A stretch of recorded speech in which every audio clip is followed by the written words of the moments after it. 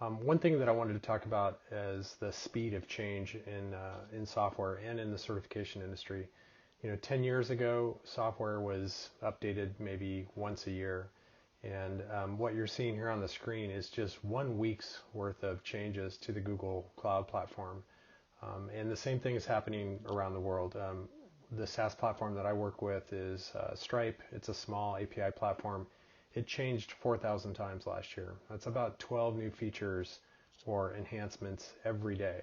And so matching the velocity of your program or your item pool updates to the software that you're working with is a huge challenge these days. It's not like the old days where once a year a new rev would release and your certification would have to stay up to date with that. Now it's just constant. And so that speed of change is driving some things that we're doing at Stripe.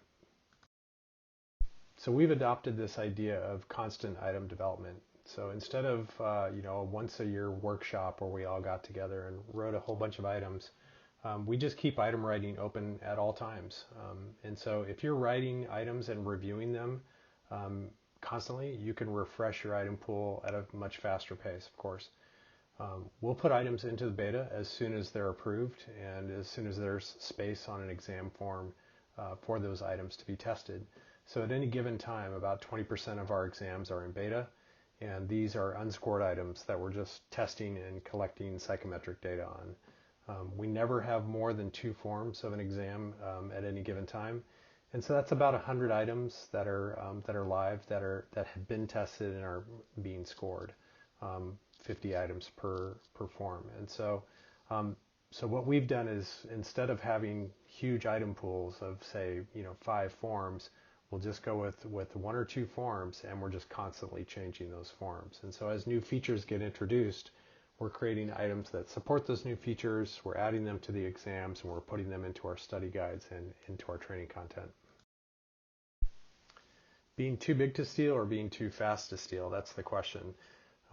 Large item pools are great because they're impossible to memorize. So the nursing board exam, for instance, 5,000 items in the pool.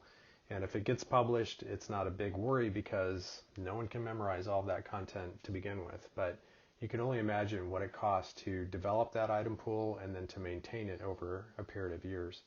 Another idea is just to have a small item pool that changes really frequently. If your exam is changing faster than the brain dump thieves can package and market those exams, their source material will become less and less valuable to buyers.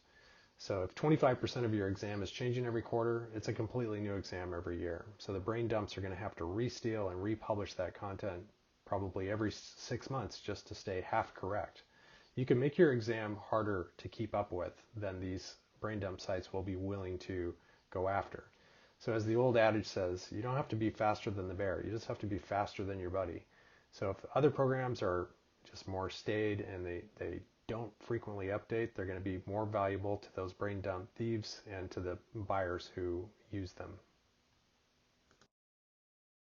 So my experience so far with this idea of constant item writing and remote item writing is that for your subject matter experts, if you're going to crowdsource your SMEs, you're going to need about 3 times as many as you think. In my experience, a typical workshop could get away with 5 to 6 really good item writers.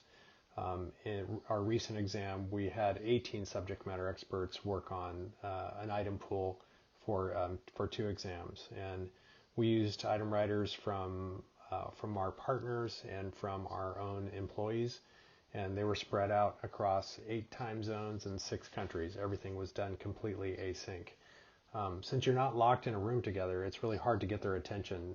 They have a day job, and so getting them to write very good scenario-based multiple choice questions with plausible distractors and great references is a big ask. So your SME's time is really valuable, so you might consider giving them a little cash bonus or a cash incentive to write those items.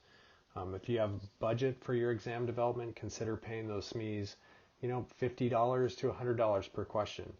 Most SMEs say that it will take them, a good hour to 2 hours to write a good question.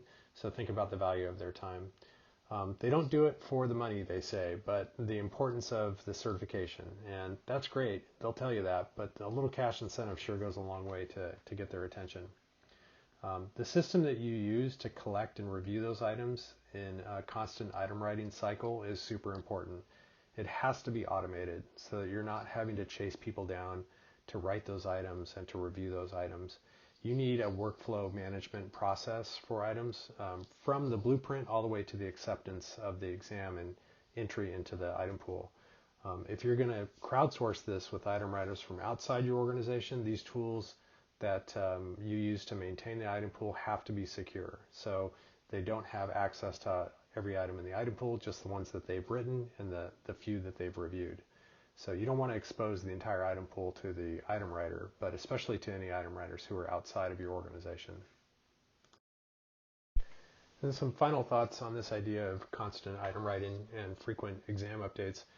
You'll need to have a self-publishing environment to do this. What I mean by that is that you don't have to wait for your delivery platform to have an item added to your pool or to develop your forms for you.